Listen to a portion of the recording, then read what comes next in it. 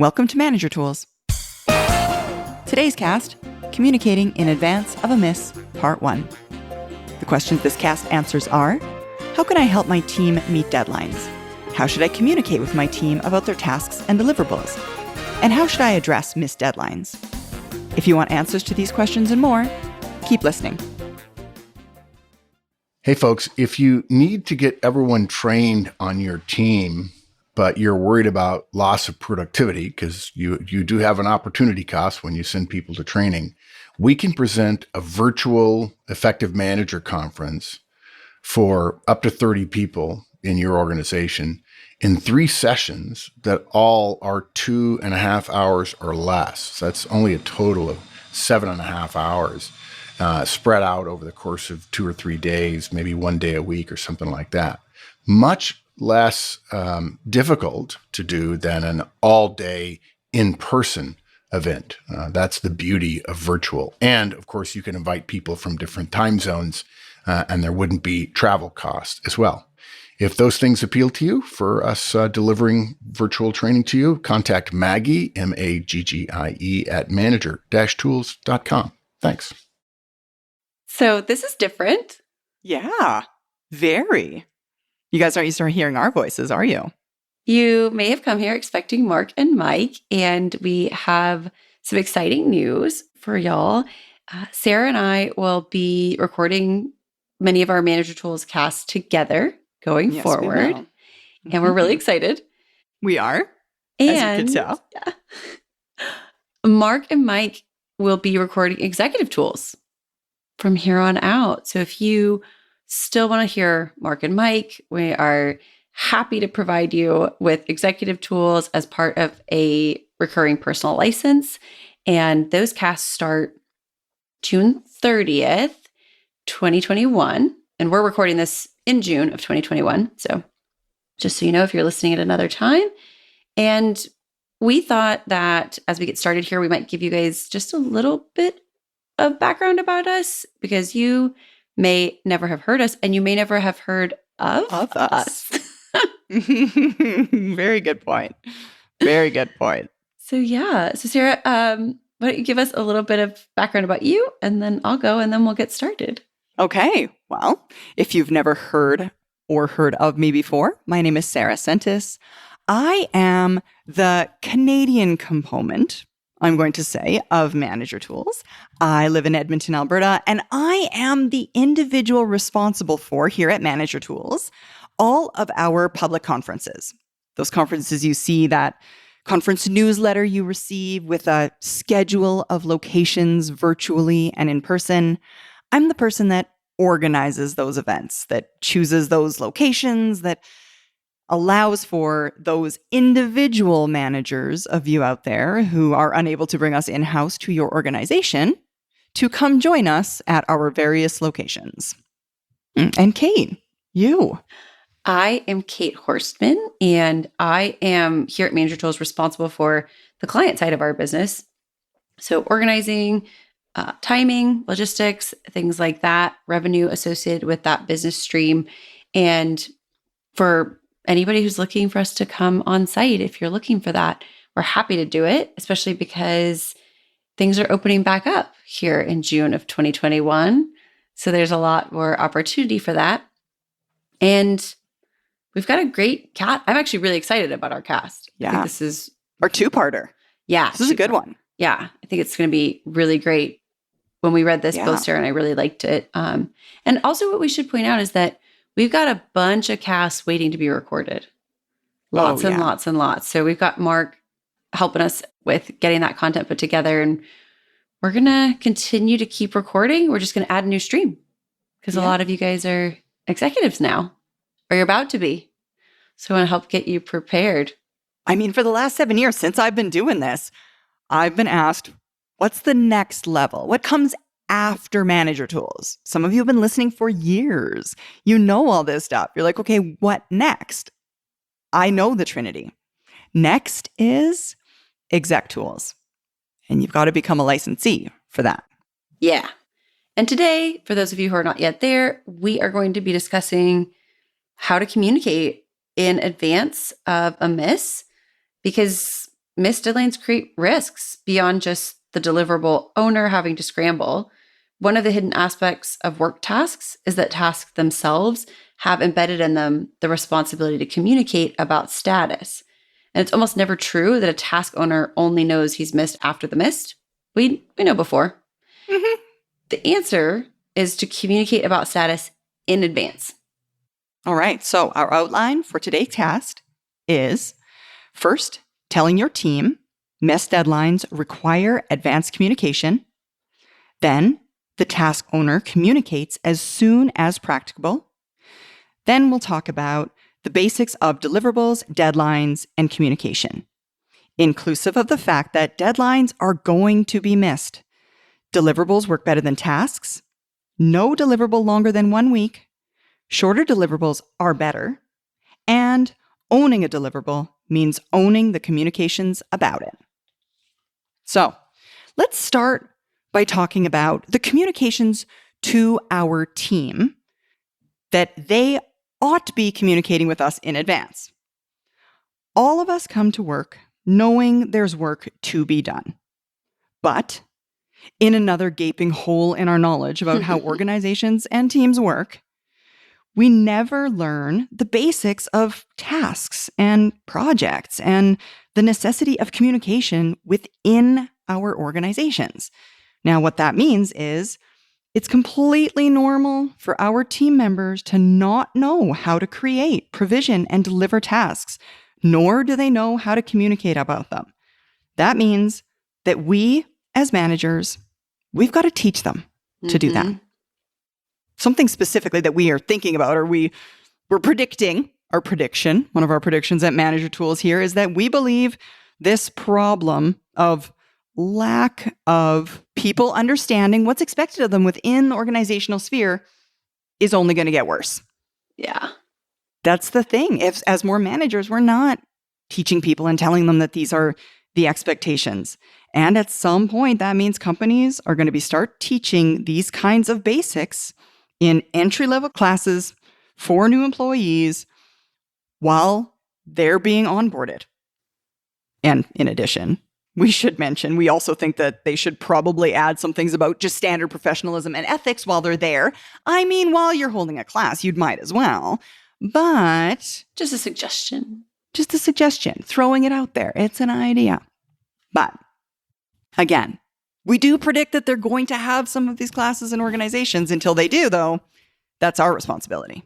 Yeah, we're here for you. And I'm thinking constantly about our delegation guidance and how I always say, if your directs get promoted and they don't know how to do this, people are going to wonder what you were teaching them while they worked for you. And the same is true here. This is something that if you teach your directs to do these things, then the person who inherits your directs or the people who work around them in the future, when they no longer belong to you, are going to benefit from that. And as managers, we're always setting an example, right? Your behavior is going to be watched. It's going to be evaluated. And if you're doing it correctly, then your directs are going to get some of this learning. You also have to educate them. You also have to make sure that they know, hey, this is how we do it.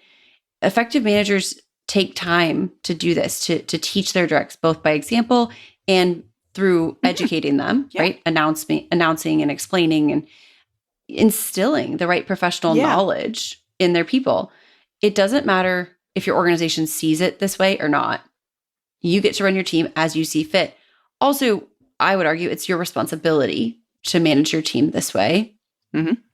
And we promise this is what your CEO wants, because he's or she is thinking about these things from that level, not at the level that it's hard too, because as you're coming up in the ranks, your experience is in reverse of where this is being thought out, right? The CEO is thinking of it. So we're just going to help get everybody on that level of thought, because this isn't just what's expected of you. It's also what your role power demands of you.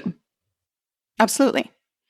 All of this then, it just starts with some basic communications. How many times can we say it?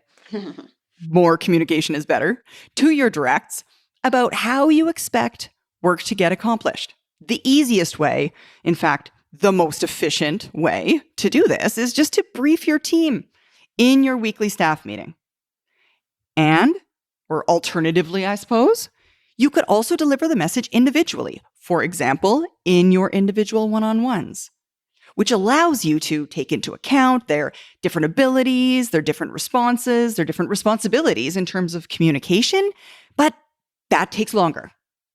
So, let's start first then by talking about how we might address it in the staff meeting. Now, before we do that, I am going to mention the fact that the next part here, we're going to read a script of how you might brief your team.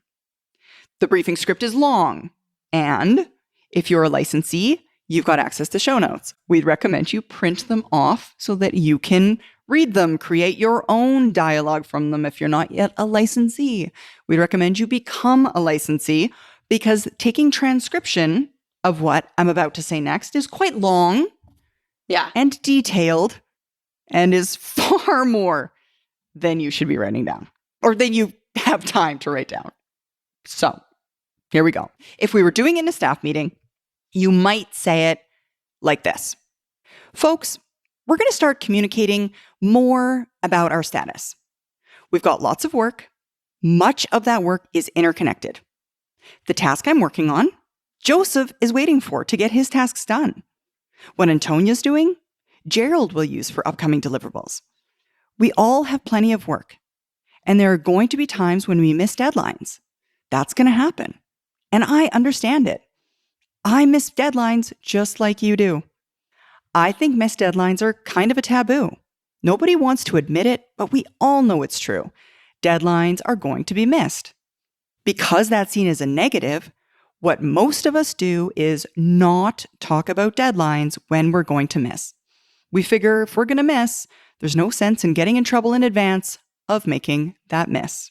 We do our best, but in the end, we end up red on the task. And now other people's work is put at risk. The problem with that is our fear of the missed deadlines means we don't tell anybody. And it makes it more likely that we create risk to other people's work. And I'd like us to change that. So from now on, I want us to all commit to communicating in advance of when we think we're going to miss a deadline. You have my word, you won't be punished in advance for notice of a potential miss. I know if it were me, I'd not want to admit my upcoming failure, knowing I was going to get in trouble for telling everybody and then missing the deadline too. Think of it this way. If you knew a task you were relying on being done was at risk, wouldn't you want to know? Of course you would. We all would.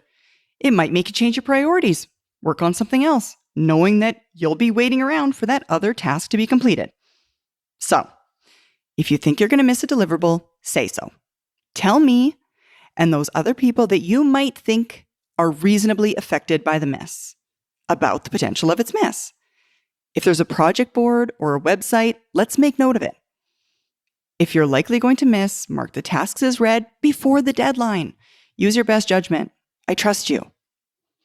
What's funny about this is that we all know we're going to have misses at times, but we're all keeping quiet about it. We do it ourselves, and that makes us wonder about what the status of some of our project work is relative to others' work that might very well be late as well. And again, use your best judgment. I trust you. I'm not going to be upset about communicating in advance. I'd so much rather know about it than find out about it afterward, when perhaps we could have made some changes or applied some additional resources to keep us all on track. What I want to stop from happening is me and everyone else finding out we're behind after we're already behind.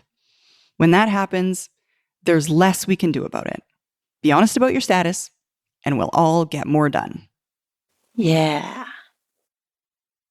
Folks, the world is opening back up.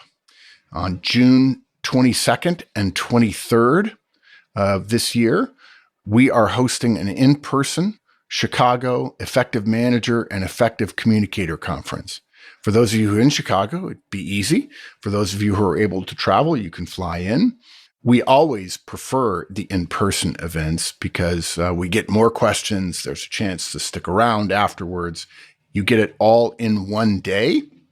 And that feels better according to an awful lot of people, but there's both out there and you could choose what you want. If you want to do in person, Chicago, June 22nd and 23rd. Come to the website to register. Hope to see you there. I think with this stuff, sometimes it's hard to remember that your work is going to be consumed by somebody else because you work, especially we're remote. So we work on Especially things remote. in this kind of vacuum. And then you kind of forget, oh gosh, someone else is going to use this. But we also think on the flip side about other people's work. You think about the work that's being done over there. You think, gosh, I hope I get that on time. It's a little bit like the golden rule. If you think you're going to miss a deadline, your obligation as a professional is to let others know about it. Mm-hmm. This is seriously, do unto others as you'd have them do unto you. You'd want to know if someone had something you were relying on and it was going to be late or that was at risk of being late, you'd want to know. So think about that, consider that from the other side. And imagine if you found out, hey, it was at risk a week ago and you could have helped. Yeah. Because you were waiting. That's what kills me. It's like I find out later that someone was waiting on me, so they weren't at full capacity. And now, I didn't help. So we want to focus on the resources being applied appropriately. And we can't do that without the information or the communication. Mm-hmm. Absolutely. No one can help you if you don't say you need help. Yes. And there might be other people. I mean, I think that all the time at Manager Tools. There might be other people that I could help right now. So the answer is say to people, hey guys, I got bandwidth. Anybody need help? I could jump in and assist. I've got a couple hours here. What can I do? Yeah, Wendy's really good at that. Mm-hmm. Yeah. The lack of communication doesn't allow for the work to be spread evenly amongst our team members. We need more communication. Now, the problem most of us have is really with admitting that something's at risk. Because for most of us, we're afraid of getting in trouble twice. First for the comms, the potential, and then later, probably, the miss. So instead, we don't let anybody know in advance. We probably don't even announce that we've missed. We wait for a project or a status meeting, and we hope that not too big a deal is made about it at the meeting. But guys, that's only true if people do get in trouble from communicating that a deliverables at risk. And we're the ones as managers who have the ability to change whether or not trouble is given for the advanced warning. Yeah. As managers, let's change it. As managers, instead, let's change it so that other people know, letting us know is a way we can avoid the miss in the first place, and they won't see negative repercussions for the advanced warning we're there to support. Right. If you tell me and everybody else now, maybe we can help. Mm-hmm. This might be a little bit just different for your team because different teams communicate status very differently. And there's a lot of like shared boards and status places. And we have that too, right? Yep. We have what we call Cypress, which is this just monster spreadsheet that keeps us all on track. We did a Cypress podcast, I think, once. Yeah. It's great. Mm-hmm. So great. And I love Cypress. In fact, I'm sorry, Kate, let me interject quickly. A quick segue is, since we've recorded that Cypress podcast, a change we've made to the deadlines, which is in relation to a comment I just said, was we've changed the deadlines such that they now go red the day they are due. So that people know, I mean, we, like all of the other organizations, have come to realize that within the context of our environment, people aren't identifying risk based on what appears amber, which causes gaps. I mean, there's the weekend, for example. We all leave and, everything was amber when I left on Friday. And then you sit down on Monday and you're like, how come everything's so red? It's because it didn't feel at risk, didn't appear at risk when we left on Friday. So we've actually changed our internal tracking system so that those deadlines go red sooner and give us more warning of potential risk. Yeah. It's been really helpful. It's helped us to move, I think, our focus further I guess, closer to the current date, not further than. And listen, y'all, we recommend that not only do team members update their status on any shared status documents, Mhm. like Cypress, we also recommend that you notify others, though not necessarily everyone, of Well, yeah. the risk. Because what happens is if you update it on the sheet, that's only passive. And we actually do this. We put Yeah. notes in our tracking sheets that say, here's why this is, and usually it's like, here's why this isn't very much at risk. In fact, what it's really Yeah, saying exactly. is That's we've true. done some work here and it's not done yet. It's passive. And it makes the person who's putting in the note feel I've done my job, except that requires some people to go and check. And to be honest with you, I think there's a situation where as long as it's amber, people don't really check the notes, or they don't check it until there's a mechanism for that, which is usually the status meeting. Yes, So people correct. ignore it. And if the status meeting is after the miss, Yeah. then suddenly we've put ourselves in a position where our communication wasn't valuable because people didn't use it to make a change to their behavior. And also, what could even happen is that the status meeting could be before the miss. So in the status meeting, everything looks peachy keen. And then by the time the next meeting comes, Yeah. oh, lo and behold, we have actually missed. Passive communication of the risk does not cause people to behave actively. If you are not being active about your communication, you're not going to get a lot of activity. Correct. We want active communication in order to cause this activity because we're not looking to make air cover here. We're not looking to Right. politically put ourselves in a positive position. We want assistance, right? It's like, hey, we need Right. attention over here on this work if we need it, if it's something we can focus on. The point isn't to follow the letter of the law or the letter of the guidance and update the board. The point is to alert the team so that decisions can be made, or again, we can garner activity and apply resources to the task to get it back to green. The letter of the law says communicate, but the spirit of the law is to protect the work product or the project from failure. Absolutely. Now, all this talk of trouble we talked about moving up deadlines. We talked about bringing attention to all of these potential misses. If it hasn't occurred to you yet, what you should be feeling right now is that at the heart of this professional approach to communicating our status is trust. If your team has a low degree of trust, it's going to be hard to get them to communicate early about the risk. Again, they're going to be afraid they'll get in trouble twice. They'll be afraid that this is just another measure against which they've been found wanting.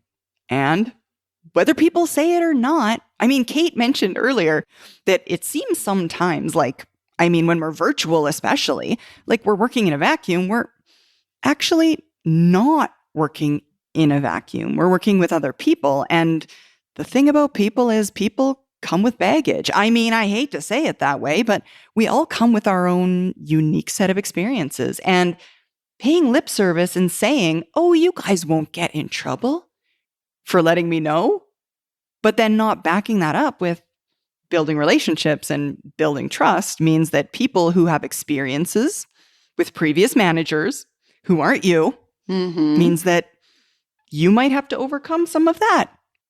Mark and I talked about this in a cast that we recorded a few weeks ago, where he made the analogy of if you come home late and your spouse says, well, it'd be fine if you just told me that you're going to be late.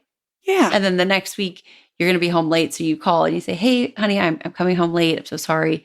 And they say, oh gosh, okay. And they kind of grumble. But then you get home and they grumble again. You very quickly learn the lesson of, if I don't tell them the first time, I won't get grumbled at twice. So we're in a position where you may have your directs have to unlearn that. That may be something that they're used to. It may also just be fear. It may be that your directs are just, I don't want to highlight my mistake or something like that. It may be too, I've seen it happen even for myself, where you think you've done everything you can. And so you're kind of waiting, or you think, well, I've done everything I can. Maybe we're waiting on this other thing and I have to just wait, right? Except that it could be elevated. Part of what I think a lot of managers who we talk to in trainings want is to help their directs. And we actually have an example about this in one of our trainings where it's actually this actual example where someone is sending you early communication. I just had this training earlier today. I just did a group, a feedback session with a group. And what I hear a lot from managers is, I just want to know what's wrong so I can help them. Like they want to do like a fault tree analysis. And that is awesome. It's not always necessary for the manager to go down the whole like rabbit hole of fault tree analysis. And sometimes even the reason it's late is so benign that even if we just knew, then we wouldn't have to do this huge analysis. It's just, okay, well, we need more resources.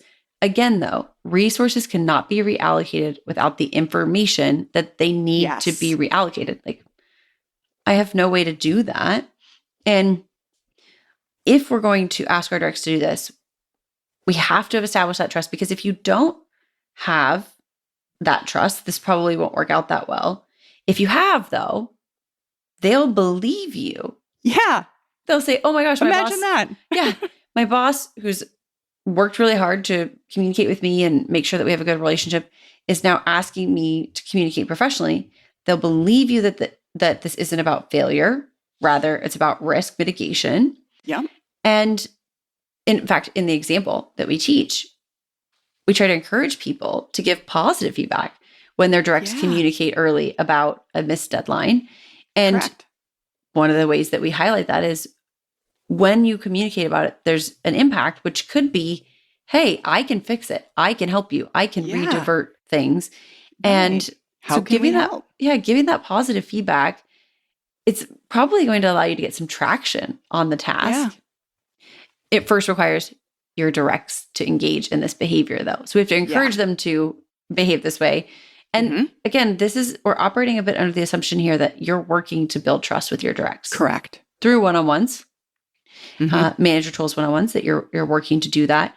And that once you've built that trust and you've said to them, hey, please let me know in advance, that you're willing to give them that positive feedback. And listen, there's somebody out there who's thinking, well, if I give them positive feedback for communicating early, people are going to be the boy who cried wolf, just so they can get positive feedback. Doubt it. Or sometimes people say, well, Kate, if I give him positive feedback for warning me in advance, then he may think that he can miss the deadline. Yeah, he can always just miss deadlines, though, now. Yeah, and y'all, this is not a suicide pact. Appreciation of communication is not implicit allowance of not doing your work. Those are two very separate things, right? Yeah. Assume positive intent. Yeah. That's kind of like saying if somebody tells me they're going to be late to dinner, they don't have to come. Yeah. No, I still expect you to show up at dinner, right? Just because you told me you're going to be late doesn't mean I'm going to sit there and have you not show up. Right. That's exactly not what we're... Nonsensical. That's what that is. It is, but I think there's somebody out there who may be thinking like, well, if I give him positive feedback, of course there is. Then it's cool if he misses a deadline. No, it's really... Well... if you're new to manager tools, you may think that. If you've been here a while, there's no way you think we believe it's okay to miss your deadlines. Right. That's not this podcast. That's not this podcast. That's so Wrong funny. room. Yeah. Wrong room, dude. I actually was listening to a podcast a couple of years ago that somebody recommended to me. And in the first episode of the podcast, they were telling this story. And they said, if you don't enjoy this story, this podcast isn't for you. And I thought, gosh, that's so helpful. If you're here and you think that it's okay to miss deadlines when you could make them, because deadlines do get missed, then this isn't maybe the podcast, the one for you. That's not how we don't feel. That's not how we feel about it. That's not how it works. No. Thanks, everyone. We'll continue our topic next week. Have a good one.